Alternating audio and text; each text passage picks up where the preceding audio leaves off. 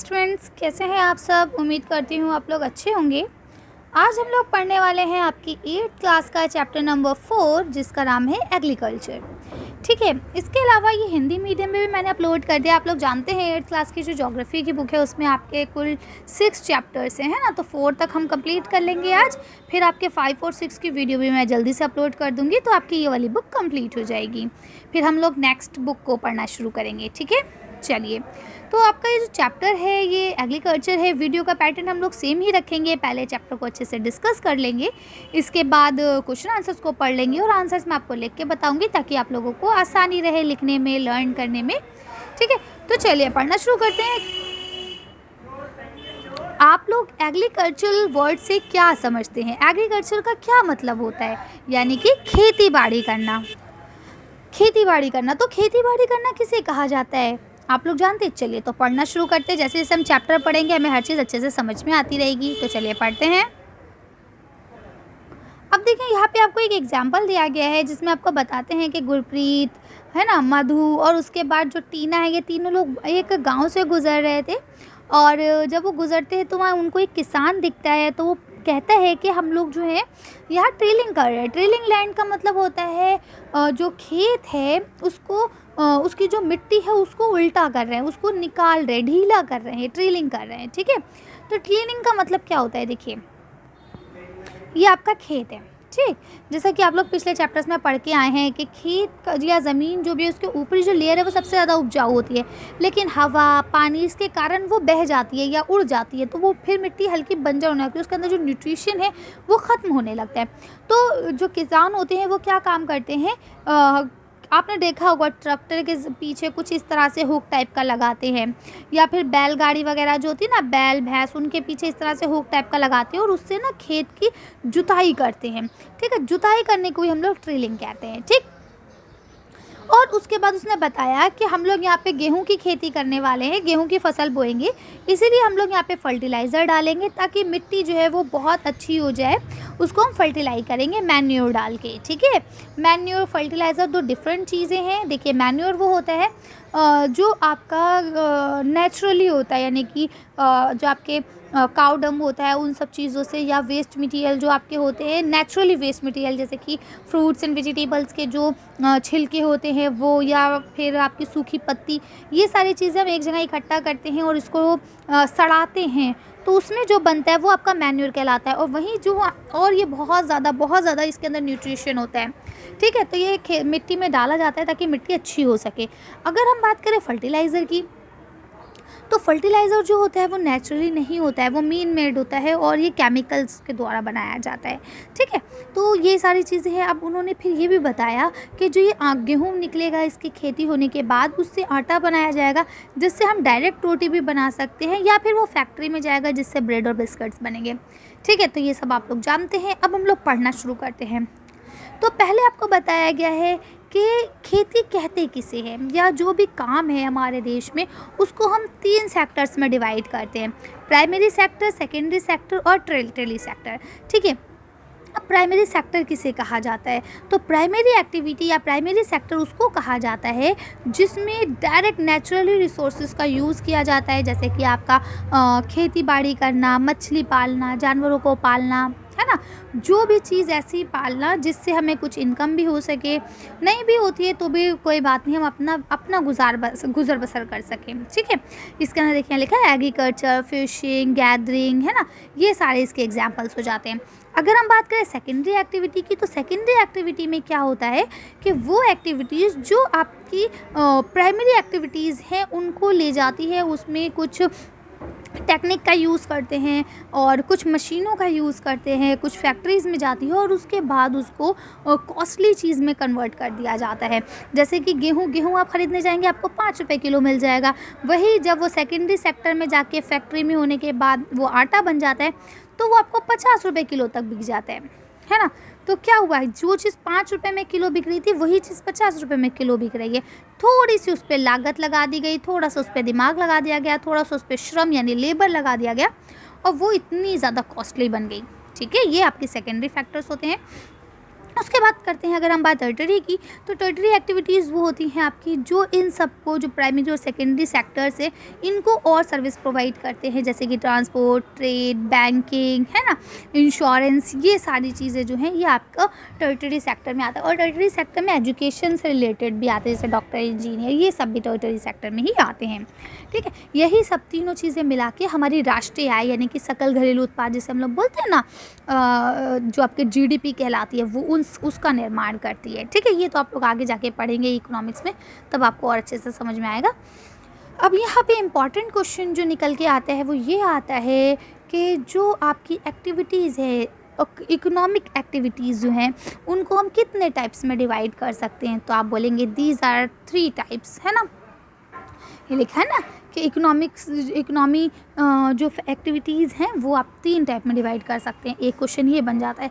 दूसरा क्वेश्चन ये भी हो जाता है कभी कदार कि what do you mean by primary activity, give some examples, यानी प्राइमरी एक्टिविटीज़ आप क्या समझते हैं, कुछ एग्जांपल देके बताइए, है ना, या सेकेंडरी एक्टिविटी से आप क्या समझते हैं, कुछ एग्जाम्पल देके बताइए, ये आपसे पूछ लिया जाता है। ठीक, तो अब आप लोग इसके लिए तैयार रहेंगे तो ये वाला जो आपका पैराग्राफ है ये पूरा इम्पॉर्टेंट है, इसे आप लोग अच्छे से पढ़ेंगे। ठीक है, तो कर लेंगे आप लोग। अब अगला पढ़ते हैं। तो देखिए यहाँ आपको और बताया गया है कि किस तरह से जो हमारा हिंदुस्तान है जिसे हम बात करते हैं, तो हमारे हिंदुस्तान की जनरली जो 2/3 इंडियन पॉपुलेशन है वो एग्रीकल्चर पे ही डिपेंड करती है, यानी कि यहाँ के ज़्यादातर लोग जो है वो किसान ही हैं। पढ़े लिखे या हाईली एजुकेटेड लोग या अदर बिजनेस में बहुत कम आपको मिलेंगे। जनरली जो आपकी पॉपुलेशन है वो एग्रीकल्चर पर ही डिपेंडेड है। ठीक है, अच्छा, अब हम बात करते हैं कि अगर हम खेती करने जा रहे हैं, एग्रीकल्चर हम करने जा रहे हैं, तो उसके लिए क्या क्या चीज़ें जो बिल्कुल बेसिक हैं वो कौन कौन सी हैं। तो देखिए सबसे पहले जो है आपको वहाँ की मिट्टी अच्छी होनी चाहिए, क्लाइमेट अच्छा होना चाहिए, तभी हम उसको कर पाएंगे एक्टिविटी को। अदरवाइज़ भाई मिट्टी अच्छी नहीं है या जलवायु अच्छी नहीं है, क्लाइमेट अच्छा नहीं है, पानी का सोर्स नहीं है, तो आप कैसे कर पाएंगे खेती। ठीक है, अब आपका 1 या 2 नंबर में क्वेश्चन आता है कि एरेबल लैंड किसे कहा जाता है। तो देखिए यहाँ आप लिखेंगे the land on which the crops are grow is known as arable land. ठीक है, यानी कि अरेबल लैंड किसे कहा जाता है, जिसके ऊपर खेती की जाती है। क्लियर है। अब देखें यहाँ आपको नीचे वर्ल्ड का मैप दिया गया है, इसमें आपके सारे कंटिनेंट्स हैं जिसमें वो जगह दिखाई गई है जहाँ पे खेती होती है। तो अगर आप देखें यहाँ सब जगह कुछ ना कुछ एरिया है जहाँ खेती होती है। जो भी आपको ये ग्रीन दिख रहा है ना, ये देखिए ये सारा अरेबल लैंड है, जहाँ जहाँ आपको ये ग्रीन डॉट दिख रहा है। अगर आप अपने हिंदुस्तान में देखें तो आपका हिंदुस्तान में सिर्फ वो एरिया जो रेगिस्तानी है उसको आप छोड़ दें, और जो ऊपर आपका पहाड़ी एरिया, हिमालय पर्वत वाला जो एरिया है, अगर आप उसको छोड़ दें, बाकी पूरे हिंदुस्तान में आपकी खेती बाड़ी होती है। ठीक है, चलिए आगे चलते हैं। अब यहाँ पे आपको खेती बाड़ी से जुड़े हुए कुछ और कल्चर्स है उनको बताया गया है। देखिए एग्रीकल्चर का मतलब हो गया वो एक्टिविटी जिसमें हम लोग मिट्टी को उपजाऊ बनाते हैं और फसलें उगाते हैं। ये दोनों तरह के हो सकते हैं, अपनी जीवन को व्यतीत करने के लिए कि सिर्फ हम अपनी जो निजी आवश्यकता हैं उनको पूरा करने के लिए कर रहे हैं, या कभी कदार ये आपका बिज़नेस के मकसद से भी हो सकता है। ठीक है, कि हम भाई खेती हो जाएगी, जो हमारा जो भी हमने बोया है वो अच्छे से उगाएगा, तो फिर हम क्या करेंगे, इसको मार्केट में जाके बेच देंगे। ठीक है, नेक्स्ट होता है आपका सेरीकल्चर। सेरीकल्चर जो है ये कमर्शियल होता है, कमर्शियल यूज़ के लिए होता है। इसमें क्या काम करते हैं, हम उस कीड़े को पालते हैं जिसको हम रेशम का कीड़ा कहते हैं, सिल्क वॉर्म। ठीक है, सिल्क वॉर्म को पालते हैं और उसके बाद जब वो सिल्क बनाता है तो उससे हम लोग क्या करते हैं, सिल्क का कपड़ा या सिल्क की अलग अलग चीज़ों को डिज़ाइन करते हैं और फिर वो फार्मर बेच देता है, जिससे वो उससे इनकम करता है, पैसे कमाता है। ठीक है, अब बात करते हैं हम लोग पैसिकल्चर। तो पैसिकल्चर जो है जिसमें आप ब्रीडिंग ऑफ फिश करते हैं, यानी कि जो आपके छोटे छोटे टैंक होते हैं या छोटे छोटे तालाब होते हैं, उनमें क्या करते हैं कि मछलियों को लाया जाता है, उनका पालन पोषण किया जाता है, और जब उनकी तादाद बढ़ जाती है या वो ख़ुद बड़ी हो जाती हैं तो उनको ले जाके मार्केट में बेच दिया जाता है पैसे कमाने के लिए। तो ये भी अपने कमर्शियल यूज़ में ही आता है। ठीक है, ये लिविंग कि हम अपने घर का, अपनी जीवन को व्यतीत करने के लिए, कि हमारी ज़रूरतें पूरी हों, उसके लिए भी यूज़ करते हैं। लेकिन कोई इंसान हर वक्त मछली नहीं खा सकता, तो ये जो आपका होता है पैसिकल्चर ये आपका जनरली कमर्शियल यूज़ के लिए ही होता है। उसके बाद बात करें विटीकल्चर, तो विटीकल्चर होता है जिसमें हम अंगूर की खेती करते हैं। ठीक है, अंगूर की खेती की जाती है ताकि वो जो आपकी ड्रिंक्स वगैरह हैं उनको बनाया जा सके। ठीक, उसके बाद आपका आता है हॉर्टिकल्चर। हॉर्टिकल्चर जो है जिसमें हम फ्रूट्स, वेजिटेबल्स, फ्लावर्स ये सब चीज़ें उगाते हैं, लेकिन वो कमर्शियली यूज़ के लिए उगाते हैं, यानी बड़े बड़े फार्म हाउस वगैरह में हम खेती वगैरह करते हैं ताकि हम जब वो बन जाएं, जब वो अच्छे से उग जाएं तो हम उनको ले जाके मार्केट में बेच सकें। अब फार्म सिस्टम क्या है? तो देखिए ये एक एग्रीकल्चर का ही सिस्टम है जिसमें क्या करते हैं, अच्छे से बीज, फर्टिलाइज़र, मशीनरी ये सारी चीज़ें हम लोग ले जाते हैं, लगाते हैं और उसके बाद जो है हमें मिलता है। तो देखिए यहाँ लिखा है इनपुट। इनपुट में जो चीज़ हमें देना पड़ेंगी, भाई हमें मशीनरी देना पड़ेगी, सीड्स देना पड़ेंगे, इसके अलावा आपके केमिकल्स वगैरह के, पेस्टिसाइड के, भाई जानवर ना लग जाए हमारी फसल को ख़राब ना कर दें, है ना। फिर आपके फर्टिलाइज़र भी आप डालेंगे कि भाई मिट्टी अच्छी रहे, सीड्स वगैरह बोए जाएंगे, फिर आप उसमें हार्वेस्टिंग भी करेंगे, पानी भी डालेंगे, सिंचाई भी करेंगे, है ना। तो ये सारी चीज़ें ये आपका इनपुट हो गया। इनपुट का मतलब जो चीज़ आपने लगाई, ठीक है। अब ये डायरेक्ट तो आप लाके, मतलब ये है कि पेस्टिसाइड आपने लाके रख दिया, वो अपने आप तो डलेगा नहीं, उसको डालने के लिए आपको एक प्रोसेस करना पड़ेगा हर चीज़ के लिए। मशीनरी भी अपने आप काम नहीं करेगी, उसे भी आपको ही कराना पड़ेगा। तो ये प्रोसेस के अंतर्गत आता है जिसमें हम लोग क्या करते हैं, सारी काम कर रहे हैं, प्लॉकिंग कर रहे हैं, सोइंग कर रहे हैं, स्प्रेइंग कर रहे हैं, यानी कि ज़मीन में गुड़ाई कर रहे हैं, बुआई कर रहे हैं, है ना, उसका ख्याल रख रहे हैं, उस पर स्प्रे डाल रहे हैं कि कहीं कोई बीमारी ना लग जाए। जब हम प्रोसेस हो जाता है उसके बाद हमें आउटपुट मिलता है। आउटपुट का मतलब होता है कि जब हमने इतना सब कुछ लगाया, जो लागत करी, उसका हमें फीडबैक क्या मिला, हमें उसके बदले में क्या मिला। तो जब हम ये सब कुछ कर चुकते हैं तो इसके बदले में हमें खेती फसल मिल जाती है, ठीक है, जिसको हम बेचते हैं, चाहे तो हम अपने घर में भी यूज़ कर सकते हैं और जो ज़्यादा होता है वो हम ले जाके मार्केट में भी बेच देते हैं, ठीक है। अब यहाँ देखिए फिजिकल इनपुट और ह्यूमन इनपुट। तो फिजिकल इनपुट में क्या हो जाता है, भाई आपको सनशाइन चाहिए, धूप की रोशनी चाहिए। अगर सूरज की रोशनी नहीं मिलेगी तो खेती नहीं हो सकती। रेनफॉल, बारिश का होना ज़रूरी है, अगर बारिश नहीं होती है तो आपकी खेती नहीं हो सकती, है ना। स्लोप वगैरह होना भी ज़रूरी है, अगर ढाल नहीं होगी तो पानी वहीं जमा रह जाएगा, फिर खेती कैसे हो पाएगी। टेम्परेचर भी ज़रूरी है और सबसे इम्पॉर्टेंट चीज़ जो आप सब जानते हैं, मिट्टी का होना। अगर मिट्टी उपजाऊ नहीं होगी तो बस कोई काम हो ही नहीं सकता। इसी तरह से अगर हम बात करें ह्यूमन इनपुट की, तो ह्यूमन से हम क्या क्या ले सकते हैं, तो ह्यूमन्स में हम लोग स्टोरेज लेते हैं, भाई ह्यूमन ही हर चीज़ को स्टोर करने वाला है, लेबर भी वही है, मशीनरी को भी वही ऑपरेट करता है, केमिकल्स वगैरह भी वही डालता है, ठीक है। तो इस तरह से ये आपके हो गए जो जो चीज़ें हम लोगों को खेती में लगानी पड़ती हैं, ये सब इनपुट है। इनपुट अच्छा होगा तभी आपका आउटपुट बेस्ट आएगा, अगर इनपुट अच्छा नहीं होगा तो आउटपुट भी बिल्कुल ज़ीरो हो जाएगा, ठीक है। अब हम बात करते हैं टाइप्स ऑफ फार्मिंग की। तो जनरली आपकी जो फार्मिंग होती है वो दो टाइप्स की होती है, ठीक है। एक होती है सब्सटेंसेस फार्मिंग, एक होती है कमर्शियल फार्मिंग। देखिए सब्सटेंसिंग फार्मिंग वो फार्मिंग होती है जिसमें हम सिर्फ अपने जीवन को व्यतीत करने के लिए, कि हम अपना जीवन अच्छे से व्यतीत कर पाएँ, वो खेती करते हैं, जिसमें क्या जो भी हम उगाएंगे, दाल चावल आटा रोटी जो भी उगाएंगे वो हम खाएंगे, उसे हम जाके मार्केट में नहीं बेचेंगे, हम खाएंगे, हम अपनी फैमिली को खिलाएंगे, ठीक है।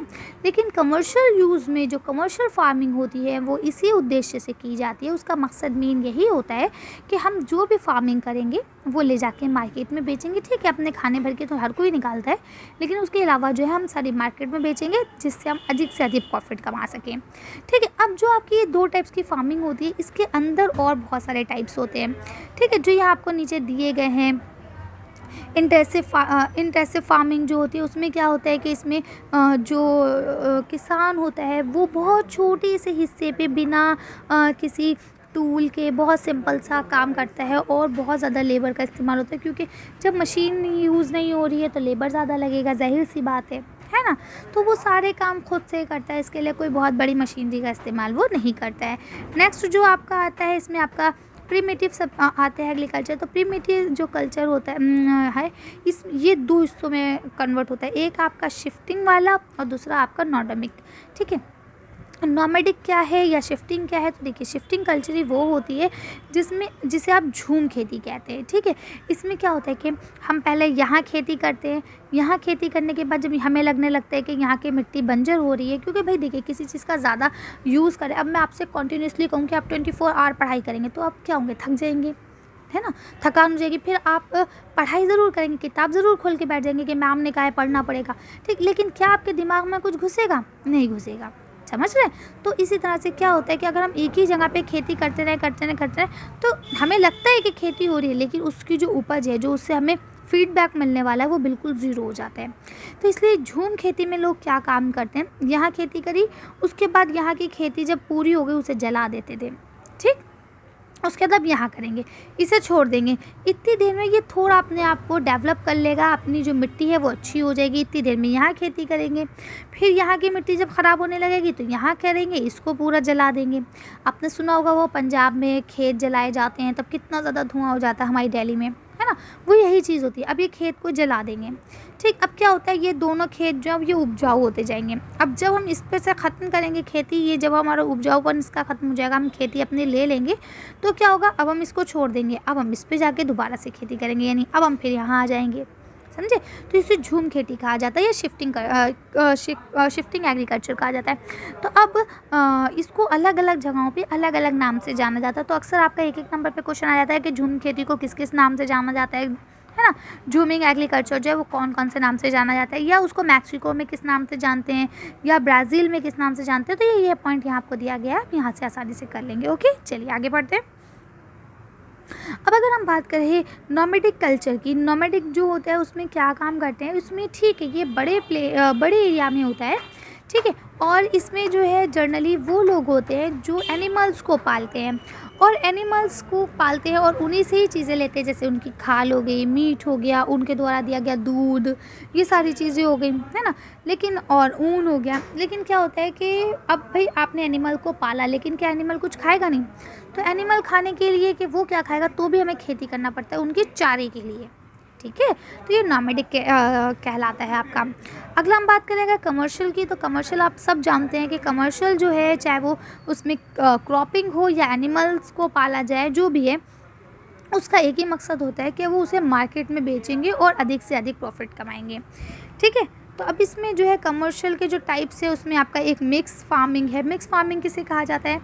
मिक्स फार्मिंग का मतलब होता है कि एक ही ज़मीन पे कई तरह की खेती करना चाहें अलग अलग टाइम पीरियड में और कभी एक ही साथ। जैसे कि जो हमारी नानी का घर था, तो वहाँ जनरली लोग क्या काम करते थे, जब गर्मियों का मौसम होता था तो जैसे ये मान लीजिए खेत है, तो इसमें क्या करते थे, या साइड में तो वो चारा बो दिया करते थे जो एनिमल्स खाते हैं, ताकि वो उसे बाद में काट के अपने पास रख सकें और पूरे साल एनिमल्स को खिला सकें, ठीक है।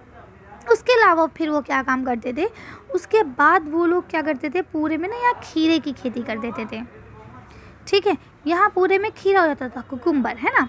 उसके बाद वो नेक्स्ट क्या काम करते थे, ये जो बीच का पूरा एरिया बचता था, ये पूरा एरिया, यहाँ पे वो तोरई बोते थे, ठीक है। अब इससे फ़ायदा क्या रहता था, देखिए एक टाइम में एक ही बार पानी डाला, एक ही बार सिंचाई हुई, एक ही बार हम लोग ने इसके अंदर दवाइयाँ डाली, जो भी है सब एक बार करा। लेकिन एक बार करने में एक लागत में हमें मुनाफा कितना हुआ, 3 मुनाफे हुए, 3 प्रॉफिट्स हुए, ठीक है। तो ये खेती करी जाती है, इसको हम लोग मिक्स फार्मिंग कहते हैं। अच्छा, इसका दूसरा टाइप ये होता है कि भाई हमने जनवरी से लेके मार्च तक ये वाली खेती कर ली, फिर अप्रैल से मई तक ये वाली कर ली, फिर उसके बाद जुलाई से अगस्त तक ये वाली कर ली। तो इस तरह से एक साल में अलग अलग खेती करना भी इसका ही पार्ट होता है। अब हम बोलते हैं प्लांटेशन का मतलब क्या होता है, इसमें ये भी कमर्शियल होती है, इसमें जैसे कॉफ़ी वगैरह ये सारी चीज़ें आती हैं, ठीक है। कॉफ़ी, यहाँ देखिए आप लिखा हुआ आपको दिख रहा होगा, बनाना, कॉटन, शुगर केन, है ना, कैश्यू, रबर, ये सारी चीज़ें आपके इसमें बनाए जाते हैं। अब अगला आपका आता है मेजर क्रॉप। मेजर क्रॉप जो जनरली सबसे ज़्यादा हमारे हिंदुस्तान में उगाए जाते हैं। तो इसमें आपका जो मेन क्वेश्चन आता है वो यही आता है कि इसको आप मैप पे प्रेजेंट कीजिए कि हमारे हिंदुस्तान में कौन कौन सी खेती की जाती है और उसका क्या टाइम पीरियड है, या वो कौन कौन से स्टेट में की जाती है। तो इसको आप लोग थोड़ा सा डिटेल में पढ़ लेंगे। देखिए, सबसे पहले राइस के बारे में बताया गया है। अब ये जानेंगे कि जो चावल है वो कौन सी जगह पे होते हैं, जहाँ पानी ज़्यादा हो, है ना, जहाँ टेम्परेचर थोड़ा लो रहे, यानी कि गर्मी ज़्यादा ना हो, ह्यूमिडिटी हो, रेनफॉल रहे, मिट्टी थोड़ी चिकनी चिकनी हो, है ना, उस जगह पे करते हैं। अब उसके बाद अगर हम बात करें वीट यानी गेहूं की, तो गेहूं जो है वो एक सिंपल सी जगह पे हो जाता है। वैसे यहाँ पे आपको स्टेट नहीं बल्कि कंट्रीज़ की बात की गई है, ठीक। अच्छा, अब ये होता है कि गेहूँ की खेती कब की जाती है, तो आप बताएँगे कि इंडिया में गेहूँ की खेती सर्दियों में की जाती है। इसी तरह से मैटली है, ये कब की जाती है। इसके आगे आप यहाँ देख पा रहे होंगे मेज़ है, कॉटन है, जूट है, कॉफ़ी है, टी है।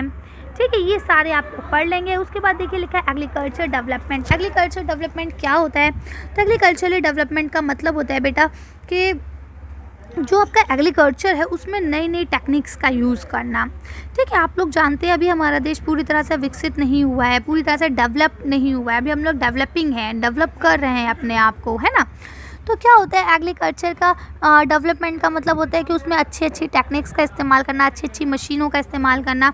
इसके लिए यहाँ आपको 2 एग्जांपल दिए गए हैं। इंडियन फार्म का दिया गया है कि किस तरह से वो अपनी जुताई जो भी चीज़ें हैं वो सब इस तरह से करते हैं।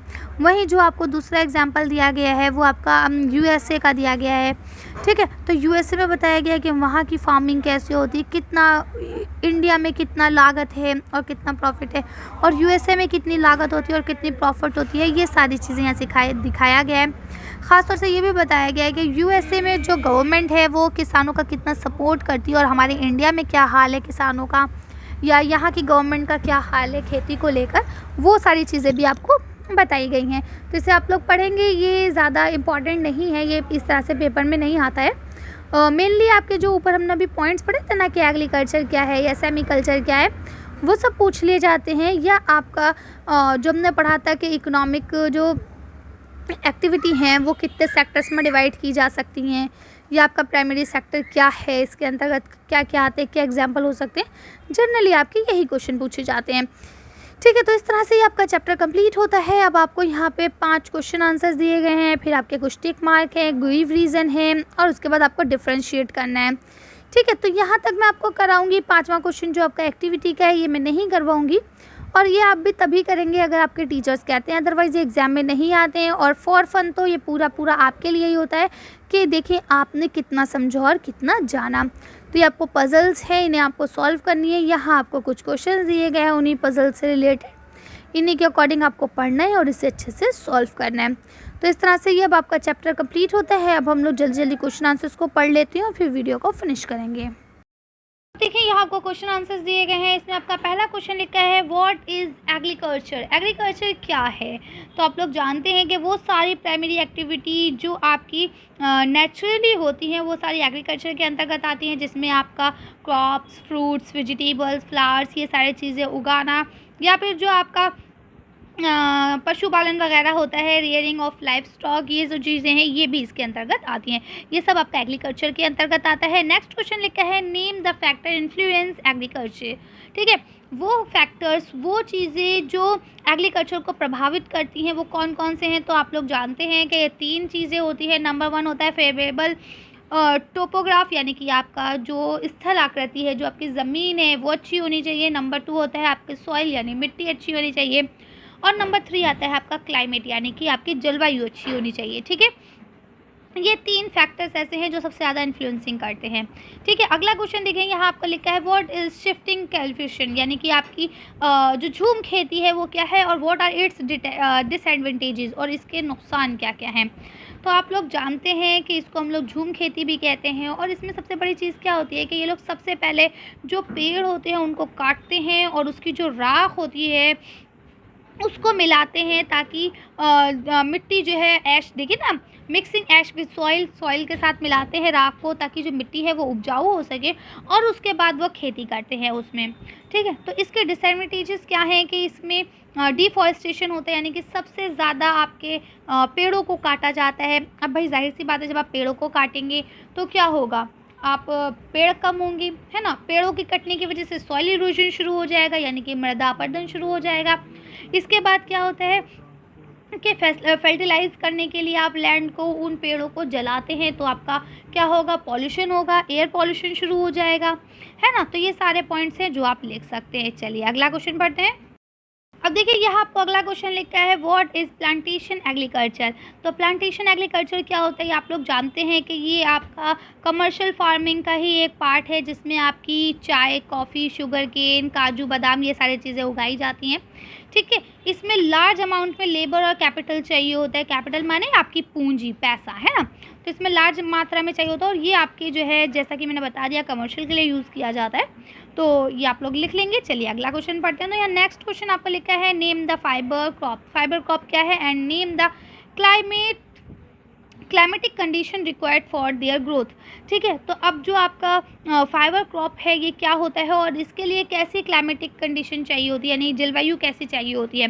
तो जूट, कॉटन, ये सब आपके फाइबर क्रॉप्स में आते हैं और इनके लिए जो आपको जलवायु चाहिए, क्लाइमेटिक कंडीशन चाहिए, तो जूट के लिए जिसे हम लोग गोल्डन फाइबर भी कहते हैं, उसके लिए आपको हाई टेम्परेचर चाहिए। ठीक है, जो कि कम से कम 25 डिग्री सेल्सियस हो और उसके बाद आपको हैवी रेनफॉल भी चाहिए जिसमें ह्यूमिडिटी भी हो।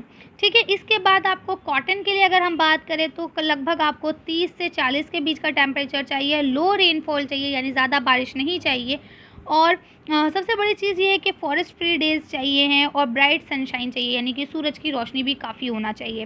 ठीक है, तो आप इस तरह से इसे कर सकते हैं। चलिए अगला क्वेश्चन पढ़ते हैं। तो नेक्स्ट क्वेश्चन आपके टिक मार्क हैं, चलिए इनको भी देख लेते हैं। अब यहाँ आपको लिखा है पहला क्वेश्चन कि हॉरिजॉन्टल कल्चर जो है उसका क्या मतलब है। तो इसमें फ्रूट्स वगैरह को उगाने को कहा जाता है। गोल्डन फाइबर किसे कहा जाता है, गोल्डन फाइबर आपके जूट को कहा जाता है। इसके बाद लीडिंग प्रोड्यूस ऑफ कॉफ़ी कौन सा है, सबसे ज़्यादा कौन है जो कॉफ़ी को प्रोड्यूस करता है, तो वो आपका ब्राज़ील है। आप लोग जानते हैं सब, क्योंकि ये पहाड़ी इलाकों में होता है ना, तो और सीढ़ी नुमा खेती की जाती है इसमें, तो इसमें आपका ब्राज़ील आ जाएगा। इसके बाद आपके जो 3 ये टिक मार्क थे, इसके बाद अब आपके गिव रीज़न वाले शुरू होते हैं कि बताइए ऐसा क्यों है। तो पहला क्वेश्चन लिखा है इन इंडिया, अगर हम इंडिया की बात करें, agriculture is a primary activity. India में एग्रीकल्चर जो है वो प्राइमरी एक्टिविटी है और ये जाहिर सी बात है, क्यों ऐसा इसलिए है। देखिए, प्राइमरी एक्टिविटी और प्राइमरी सेक्टर दो अलग अलग चीज़ें हो गई हैं यहाँ पे, इस चीज़ को ध्यान में रखिएगा। प्राइमरी एक्टिविटी का मतलब यहाँ पे ये लेना चाह रहे हैं कि इंडिया की जो आबादी है मोस्टली वो इसी पे ही डिपेंड करती है। ठीक है, तो यहाँ लिखा है 2/3 of the Indian population is dependent upon agriculture.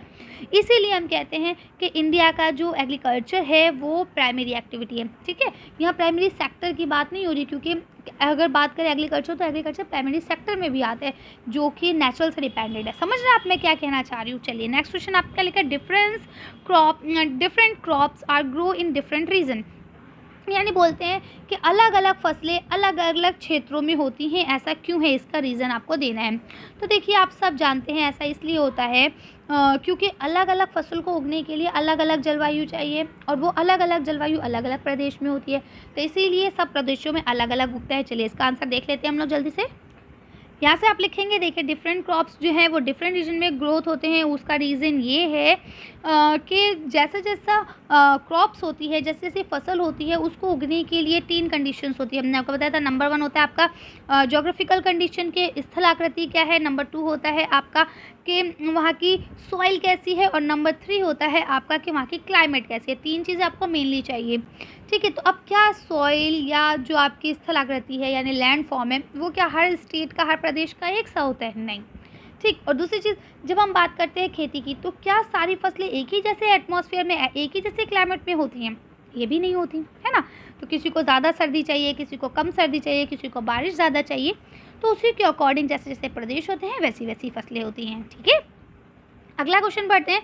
तो यहाँ अब आपको 2 क्वेश्चन दिए गए हैं जिसमें आपको डिफरेंट बताना है। तो पहला क्वेश्चन है आपका प्राइमरी एक्टिविटीज़ और टर्टरी एक्टिविटीज़ में क्या डिफरेंट है। तो आप लोग जानते हैं कि प्राइमरी एक्टिविटीज़ जो होती हैं वो आपकी पूरी नेचर पर डिपेंड करती हैं, जबकि टर्टरी एक्टिविटीज़ उन्हें कहा जाता है जो प्राइमरी और सेकेंडरी एक्टिविटी को सपोर्ट प्रोवाइड करें। ठीक है, इसमें आपके एग्जांपल्स हो जाएंगे एग्रीकल्चर, फिशिंग, ये सारी चीज़ें, जबकि इसके अंदर आपका आ जाएगा बैंकिंग, ट्रांसपोर्टेशन, ये सारी चीज़ें। ठीक है, कर लेंगे आप लोग। मैंने जब आपको चैप्टर पढ़ा रही थी तभी आपसे कहा था कि इस टाइप के जो क्वेश्चन है वो बहुत इंपॉर्टेंट है, अक्सर आ जाते हैं। कभी कदार सिंपल सा पूछ लेते हैं, कभी कदार डिफरेंट भी पूछ लेते हैं। ठीक है, तो इसको आप अच्छे से लर्न करेंगे। इस चैप्टर का सबसे इंपॉर्टेंट क्वेश्चन यही है। इसी टाइप के, मतलब ये नहीं कि सिर्फ आप इसको ही लर्न कर लें। सेकेंडरी को भी कभी पूछते हैं, कभी फर्स्ट और सेकंड में पूछ लेते हैं, कभी सेकंड और थर्ड में पूछ लेते हैं। ठीक है, कभी खाली तीनों को अकेला अकेला पूछ लेते हैं। तो आप इस क्वेश्चन को अच्छे से पढ़ के जाएंगे कि प्राइमरी एक्टिविटी क्या है, सेकेंडरी एक्टिविटी क्या है और टर्टरी एक्टिविटी क्या है। ठीक है, आगे पढ़ते हैं। तो यहाँ लिखा है सब्सटेंस फार्मिंग और इंटेंसिव फार्मिंग क्या क्या है। तो आपने जान लिया था अभी कि इसमें जो है ये सिर्फ़ और सिर्फ अपने घर वालों को और अपनी फैमिली की जो बेसिक नीड्स है उनको पूरा करने के लिए की जाती है। जबकि ये छोटे इलाके में की जाती है, लेकिन इसमें जो टूल्स वगैरह हैं वो ज़्यादा से ज़्यादा और लेबर जो है वो भी ज़्यादा से ज़्यादा यूज़ किया जाता है। इसमें ज़्यादा मेहनत के बाद भी आउटपुट कम ही मिलता है, यानी कि जो मुनाफ़ा है या जो भी है वो कम होता है, जबकि इसमें ज़्यादा होता है। ठीक है, तो इसे कर लेंगे। चलिए अगला क्वेश्चन पढ़ते हैं। अब देखिए लास्ट में जो आपकी एक्टिविटी थी, जो मैंने कहा था आप लोग खुद से कर लेंगे, ये उसके आंसर्स मैंने आपको दिखा दिए हैं। अगर आप लोग ने कर लिए तो आप यहाँ से मैच कर सकते हैं, और अगर नहीं किए तो आप इसे देख के कर सकते हैं। ठीक है, ये लीजिए, ये मैंने आपको लिख के दिखा दिए हैं आंसर, तो आप यहाँ से भी देख सकते हैं। यहाँ पॉइंट वगैरह सब डले हुए हैं, कौन सा किस नंबर पे, तो आप लोग इसे लिख लेंगे। चलिए, तो आज की वीडियो को हम यहीं खत्म करते हैं। आज की वीडियो में बस इतना ही। अगर आपको हमारी वीडियो पसंद आई हो तो प्लीज़ इसे लाइक और शेयर करें। अभी तक आपने हमारे चैनल को सब्सक्राइब नहीं किया तो प्लीज़ हमारे चैनल को सब्सक्राइब करें। Thank you for watching.